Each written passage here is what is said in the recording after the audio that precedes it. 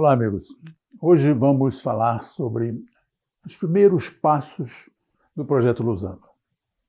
O Projeto Luzamba é esse, conforme já disse, um grande projeto, uma grande conquista, um grande desafio. O Luzamba, na verdade, foi um marco dentro da mineração em Angola, do período pós-colonial, tendo em vista todas as características da própria concessão em si, da própria concessão, não que aquilo não era uma concessão, da própria relação comercial da Indiama com um prestador de serviço, que no caso éramos nós da Odebrecht. Luzamba, a sua área era uma área muito acima de qualquer outra concessão já existente dentro do país. Para vocês terem uma ideia, eu vou colocar aqui um mapa que mostra claramente a dimensão que Luzamba tinha em relação ao território da Lunda Norte, que era a província onde o projeto estava.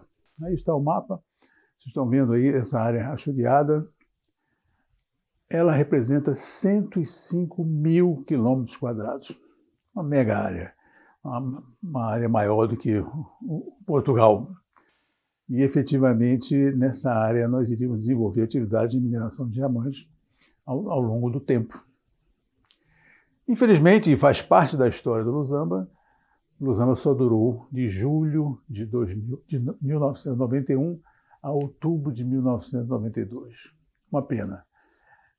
As razões para isso nós vamos falar ao longo de muitas outras apresentações sobre Luzamba, porque nós temos muita história para contar de Luzamba, mas posso adiantar que a paralisação do Luzamba em outubro de 92 foi por ações militares, e o projeto foi invadido e teve que ser paralisado as atividades todas.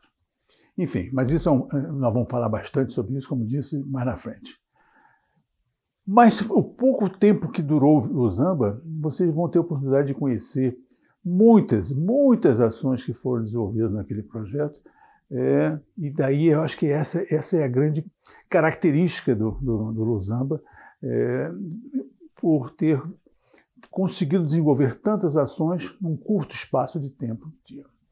E esse curto espaço de tempo, eu vou hoje falar um pouco sobre ele, sobre essa fase inicial, uma fase de muito mais desafio do que as outras, talvez, porque nós tínhamos que começar, nós assinamos um contrato, nós tínhamos a convicção da viabilidade daquele projeto. Tendo visto o estudo de viabilidade que havíamos feito, ele tinha muita viabilidade, diga-se de passagem, estávamos bastante confiantes no nosso negócio, mas, mais uma vez, nós não tínhamos a experiência do que era tocar um projeto de mineração. Nem nós, engenheiros que estávamos lá, nem a própria empresa que nós representávamos, porque não fazia parte do dia a dia dela fazer exploração de diamantes, né? Então, tudo isso era uma cultura nova que entrava na empresa, uma cultura que era permitida entrar pelo desafio, pela viabilidade econômico-financeira do projeto. Então, tudo isso gerava em todos nós, né, aquela expectativa positiva, mas uma série de dúvidas com relação a como iríamos chegar lá. Então, foi um processo de aprendizado ao longo do tempo, não é verdade? Então, só para recordar um pouquinho, na fase inicial, o Luzamba, eu falei isso num outro vídeo, estava distante da única base que nós tínhamos, que o avião conseguia pousar, que é chamada Cafunfo. Então ele ficava distante 45 quilômetros. Tinha estrada de asfaltada, eu lembro que eu falei sobre isso também, mas por questões de segurança ela é evitada, né? Para deslocar ali era bom ter alguma segurança. Então, o primeiro passo foi criar alguma condição no Cafunfo. Cafunfo esse que é uma cidade que tinha uma série de debilidades, já mostrei também em outros vídeos, mas nós precisávamos fazer a nossa base ali. O primeiro problema que o projeto tinha, faltava dinheiro. O nosso cliente não tinha a disponibilidade financeira para arrancar o projeto. Ele estava num processo de negociação para viabilizar financiamentos. O estudo de viabilidade indicava uma necessidade bastante grande de dinheiro para poder arrancar, tendo em vista a própria dimensão do projeto. Nós estamos falando em cerca de 100 milhões de dólares, era muito dinheiro, e não se tinha nenhum. e precisávamos arrancar de qualquer forma. Felizmente, a própria empresa, a própria Odebrecht, permite que iniciemos com recursos próprios, né, próprios da empresa, né? Não era o pressuposto, né, de uma relação comercial, como era a nossa, de prestação de serviço, mas o Delmar conseguiu sensibilizar a direção da empresa, o presidente da empresa, o Renato Baiati, no sentido de disponibilizar algum recurso para podermos dar o nosso arranque. E esse arranque foi muito interessante, porque conseguimos chegar lá em Cafufo, com os aviões disponíveis na época, que eram um Beechcraft B-200, que nós... Então, aí até tem a fotografia do B-200 para vocês verem. Era esse avião que era o nosso suporte. Cabia aí 8 pessoas, mais ou menos, nesse avião. Uma hora e meia de voo até Cafufo, mais ou menos. Pousamos lá e tínhamos que encontrar as condições, como eu disse, para poder criar uma mini base, né? Na verdade, essa base ia ser a base para o pessoal da geologia, que era quem ia dar o primeiro passo, né, de verificar as reservas, confirmar ou não as reservas que tínhamos informações teóricas, enfim. Eles tinham um trabalho de geologia muito, muito grande e, como eles eram os pioneiros, iam ficar baseados em Cafufo. Mas Cafufo não era uma cidade onde você tinha uma agência imobiliária, me aluga uma casa, não era assim que funcionava, né? Então, a própria Indiama disponibilizou uma casa que eles tinham lá, o representante da Indiama lá em Cafufo, já falei nele, o Gira Matadide, nos disponibilizou uma casa, e nós criamos lá a primeira base, a primeira estrutura para que as pessoas pudessem trabalhar.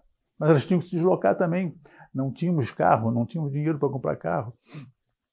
Então, a própria Indiama também nos disponibilizou uma carrinha, como é chamado lá, né? E tínhamos também um micro-ônibus para poder nos apoiar. Foi assim que nós começamos, foi assim que nós começamos a dar os primeiros passos, né, para poder chegar no Luzamba e fazer tudo aquilo que tínhamos que fazer. A grande concentração das atividades estava, evidentemente, em Luzamba, porque Luzamba, no tempo colonial, era uma vila de apoio, uma vila que tinha uma estrutura até interessante, né, de 4 casas, mais ou menos, 4 ou 5 casas, e uma área maior de tipo de alojamento, uma chamada guest house, que tinha, mas estava abandonada, então precisava ser reformada, precisava ser criadas as condições, até mesmo para uma equipe muito maior do que aquela que existia no passado, né? Então, o primeiro trabalho nosso era exatamente fazer com que o pessoal da engenharia civil, de reforma, de construção, chegasse lá para poder... Mas lá também não tinha nenhuma condição de se morar, né? Então, você tinha que fazer os trabalhos baseado em Cafufo e ir para lá para poder iniciar os trabalhos. Tinha o problema dos deslocamentos, né? A Indiama disponibilizou um helicóptero, aí está a fotografia do helicóptero, era exatamente esse que nos apoiava, um Alouette, com o nosso superpiloto, Atandel, que era um angolano, um superpiloto de helicópteros. Jamais vou esquecer das viagens com o Atandel. E ele, inclusive, ele era piloto de prova da Alouette. Esse piloto ele era chamado na França para poder fazer os testes de helicópteros novos. Era realmente um piloto muito qualificado, que tinha aí algumas peripécias com ele, que eu vou contar algumas ao longo do tempo, mas nesse vídeo aqui eu posso contar o primeiro, que era os tais voos, eles chamavam de espanta-macaco. Que voo é esse? É o voo que vai por cima na copa das árvores. Por quê? Porque para não dar tempo de, se tivesse algum inimigo no chão para atirar no helicóptero, não dava tempo, porque ele passava em cima das copas das árvores. Agora, para quem está lá dentro e não está acostumado a andar de helicóptero, não era nada confortável andar naquele helicóptero, né, nesse tipo de voo. Mas o Atandel fazia isso com uma tranquilidade muito grande e dava até uma certa tranquilidade para nós. Então, ia-se para lá, alguns se deslocavam por estrada, mas aí com devido suporte, né, para que a coisa pudesse acontecer. Bom, Lusamba, como disse, ele durou de junho de 91 a outubro de 92, né? Nesse curto espaço de tempo, nós chegamos a ter 2.300 pessoas trabalhando no projeto. A velocidade com que as coisas aconteceram foi muito grande. Mas isso do efetivo, a evolução do efetivo, nós vamos falar num outro momento. Penso que nesse momento, nessa fase inicial, a grande preocupação e o grande objetivo que nós tínhamos era, primeiro, viabilizar, mais do que nunca, o aspecto financeiro do projeto. O projeto, para arrancar, como disse, precisava de muito dinheiro. A Indiama estava num processo de negociação que, mas no final nós vimos que ele aconteceu, que disponibilizou metade do valor que era preciso para arrancar, e nós tínhamos que buscar outra metade. Então, quanto mais cedo nós começássemos a produzir, mais cedo nós começávamos a ter entrada de recursos financeiros com a venda do diamante explorado, né, para poder realmente contribuir com o nosso fluxo de caixa. Mas acontece que isso tinha o seu tempo, ia demorar um determinado tempo, né? Nós estávamos iniciando, pura e simplesmente, né? Então, tínhamos que buscar outras fontes de financiamento, outras fontes de... Por outro lado, os equipamentos disponíveis da própria Indiama eram muito poucos, e aqueles que existiam eram equipamentos já antigos, que também pouco iam contribuir com o nosso trabalho. Então, nós tínhamos que buscar equipamentos novos. E é aquele ciclo vicioso. Se você só produz se tiver equipamento, só tem equipamento se tiver dinheiro. E esse dinheiro vem da produção. Então, nós estávamos naquele ciclo vicioso em que a solução era buscar, junto aos fornecedores, disponibilidade para poder financiar o projeto, alguns através dos próprios equipamentos, outros através de serviço, ou através de própria disponibilidade financeira. Esse foi um processo que nós vamos analisar com muito detalhe ao longo dos outros vídeos, né? Mas essa era a nossa condição. Nós tínhamos a certeza de que o projeto tinha viabilidade.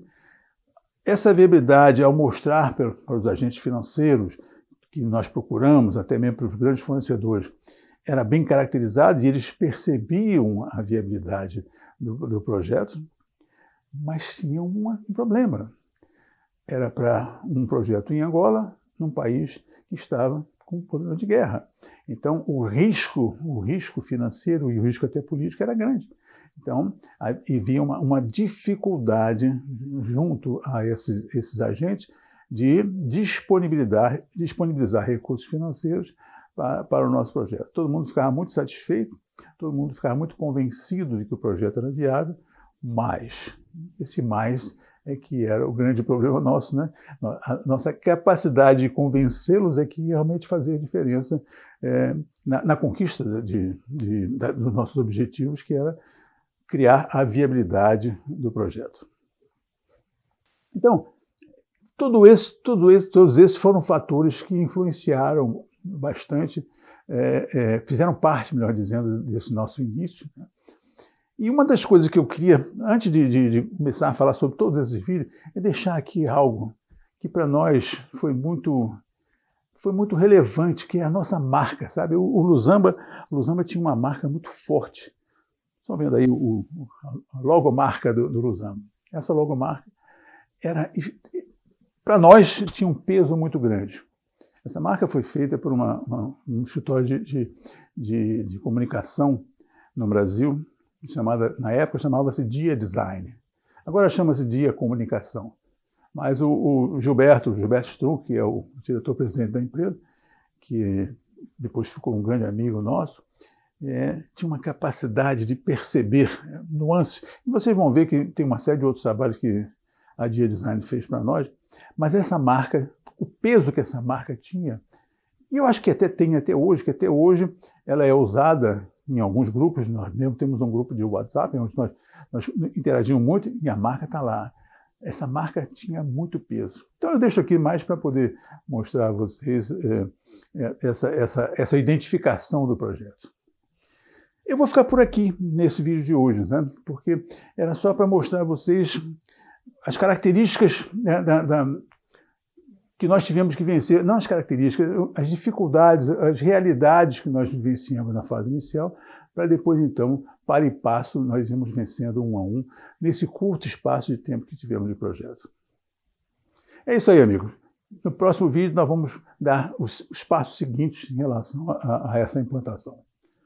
Muito obrigado, espero que tenham gostado. Não se esqueçam de, se gostaram, dar o like.